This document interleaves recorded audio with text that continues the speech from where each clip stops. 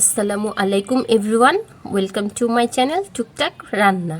সবাইকে স্বাগত জানাচ্ছি আমার আজকের এই পর্বে। আশা করছি সবাই ভালো আছেন। তো চলে আসলাম নতুন আরও একটা রেসিপি নিয়ে, গরুর মাংসের অথেন্টিক কালো ভুনা। এটা রেস্টুরেন্ট ও হোটেল স্টাইলের রান্নাকেও হার মানাবে, এটার টেস্ট এতটাই ভালো। তো এখানে আমি 2 কেজি গরুর মাংস নিয়েছি এবং মাংসগুলোকে আমি রেগুলার সাইজ করে কেটে নিয়েছি। আপনারা চাইলে ছোট বা বড় করে কেটে নিতে পারেন। অ্যাড করে দিলাম 1 কাপ পরিমাণ পেঁয়াজ কুচি, 1 কাপ পরিমাণ পেঁয়াজ বেরেস্তা, 2 টেবিল চামচ আদা বাটা, 1 টেবিল চামচ রসুন বাটা, 1 টেবিল চামচ লবণ। অ্যাড করে দিচ্ছি 2 টেবিল চামচ মরিচের গুঁড়ো, হাফ টেবিল চামচ হলুদ গুঁড়ো, 2 টেবিল চামচ ধনে গুঁড়ো, 2 টেবিল চামচ জিরা গুঁড়ো, 1 টেবিল চামচ গরম মশলা গুঁড়ো, হাফ কাপ টক দই। আমার এটা ফ্রিজে ছিল তাই আমি এটাকে বরফ অবস্থায় দিয়ে দিয়েছি। এখানে নিয়েছি গরম মশলা, এলাচ, লবঙ্গ, কাবাব চিনি ও গোলমরিচ, শাহি জিরা, বড় এলাচ, স্টার এনিয়ন্স একটি, রাঁধুনি গুঁড়াটা নিয়েছি। এখন সব মশলাগুলো আমি অ্যাড করে দিচ্ছি। আপনারা বড় এলাচটা একটু থেতো করে দিবেন, এতে ফ্লেভার ও টেস্ট দুটোই খুব ভালো আসবে। অ্যাড করে দিচ্ছি তেজপাতা। সব মশলাগুলো আমি দিয়ে দিলাম। আর যে তেলটা দিয়ে আমি পেঁয়াজ বেরেস্তা করেছিলাম সেটা হাফ কাপের মতন হয়েছে, সেটা আমি এখানে অ্যাড করে দিচ্ছি। আরও কিছুটা তেল অ্যাড করতে হবে, সেটা আমি পরে দিব। এখন সব মশলাগুলো দিয়ে মাংসটাকে খুব ভালো করে মেখে নেব। দেখতেই পাচ্ছেন আমি কিভাবে মেখে নিচ্ছি, প্রত্যেকটা গায়ের মধ্যে যেন মশলাগুলো ঢুকে যায়। তো এই অবস্থায় রেস্টে রেখে দেব 30 মিনিট।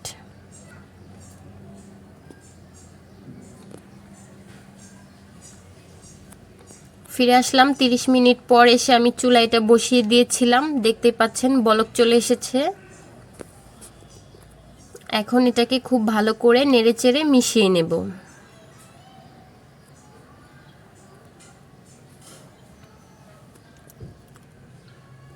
আর আজকের এই মাংসটাকে আমি পানি ছাড়াই রান্না করব। এখানে মাংসের গায়ে যতটুকু পানি উঠবে সেই পানিটা দিয়ে আমি এই মাংসটাকে রান্না করব। আমি এক্সট্রা কোনো পানি অ্যাড করব না। আমার সাথে থাকুন ও পুরো ভিডিওটা দেখতে থাকুন। অবশ্যই ভিডিওটা আপনাদের ভালো লাগবে। প্লিজ আমার এই ভিডিওটা ভালো লাগলে লাইক, কমেন্ট, শেয়ার করবেন ও সাবস্ক্রাইব করে নিয়মিত আমার চ্যানেলের পাশে থাকবেন। তো কথা বলতে বলতে আবারও চলে আসলাম, ঢাকনা উদাম করে দিলাম। দেখতেই পাচ্ছেন মাংসের গা থেকে আরও কতটা পানি উঠেছে।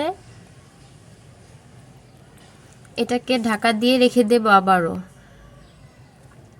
দেখতেই পাচ্ছেন এ পর্যায়ে পানি অনেকটা শুকিয়ে এসেছে এবং তেলটাও একটু একটু উপরে উঠে আসছে।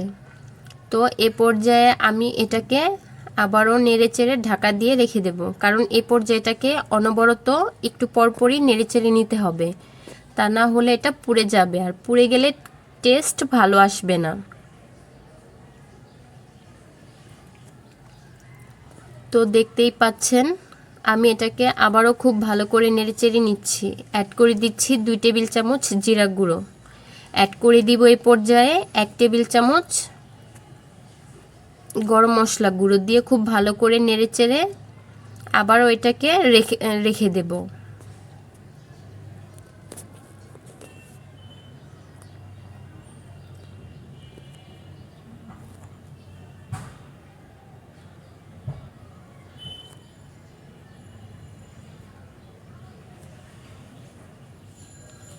আমি এটাকে খুব ভালো করে নেড়েচেড়ে নিচ্ছি। আপনারা দেখতেই পাচ্ছেন এটার তলানিতে কিন্তু এতটুকু পুড়ে যায়নি, অথচ এটার কালারটা কিন্তু সম্পূর্ণ চেঞ্জ হয়ে আসছে, দেখতেই পাচ্ছেন। আর এ পর্যায়ে অবশ্যই জালটা মিডিয়াম থেকে একটু লো আঁচে রাখবেন, তা না হলে নিচে পুড়ে যাবে। আমি আপনাদেরকে একটু কাছ থেকে মাংসের কালারটা দেখিয়ে দিচ্ছি। দেখুন মাংসের কালারটা অলরেডি কালো হওয়া শুরু হয়ে গেছে।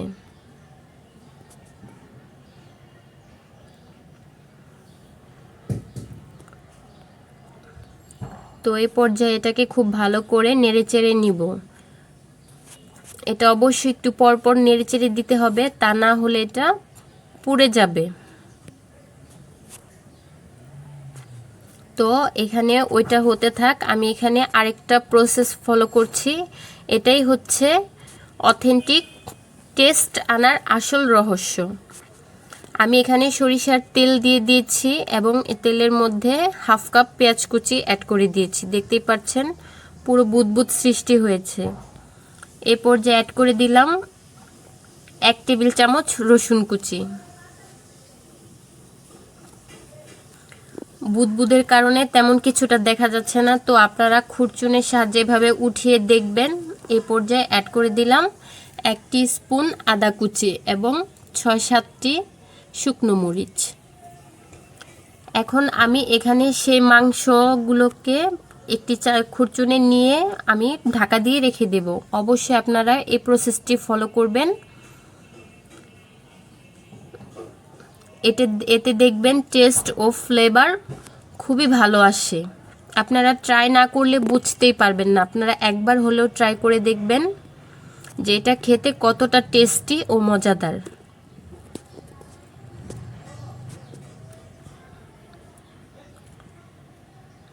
আমি সবগুলোই একসাথে খুব ভালো করে মিশিয়ে নেব।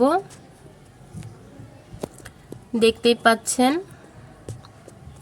আর আমার এখানে কিন্তু মাংসের মশলাটা পুড়ে যায়নি, জাস্ট মাংসের কালারটাই চেঞ্জ হয়ে গেছে, মাংসের কালারটাই কালো হয়ে গেছে।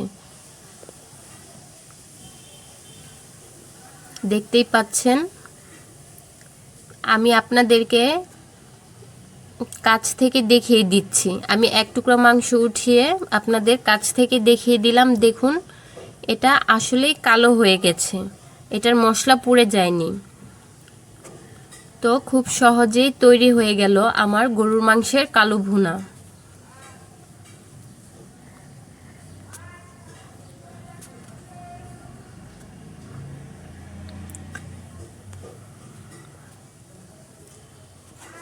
দেখতেই পেলেন আমি খুব সহজে অল্প উপকরণে তৈরি করে দেখালাম ঘরোয়াভাবে গরুর মাংসের কালো ভুনা, হোটেল ও রেস্টুরেন্ট স্টাইলে।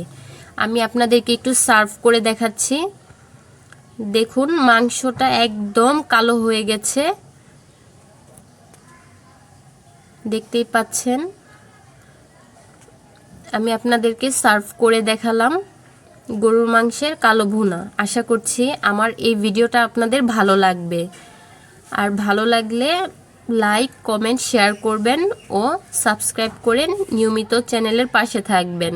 আর অবশ্যই বেল আইকনটি প্রেস করে দিবেন পরবর্তী ভিডিও দেখার জন্য। ততক্ষণ পর্যন্ত ভালো থাকেন, সুস্থ থাকেন। আল্লাহ হাফেজ।